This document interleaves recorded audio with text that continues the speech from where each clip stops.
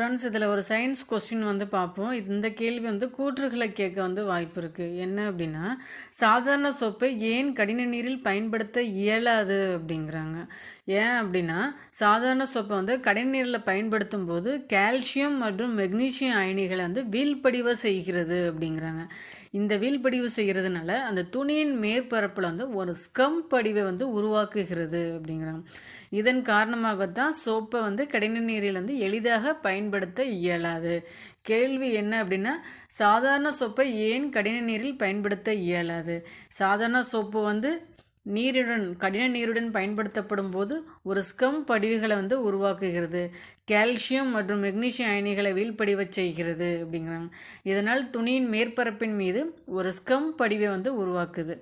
இதனால் சோப்பை கடின நீரில் எளிதாக பயன்படுத்த இயலாது அப்படிங்கிறாங்க. இதை நோட் பண்ணிக்கோங்க. இது வந்து கூற்றில் கேட்க வாய்ப்பு இருக்குது. தேங்க்யூ.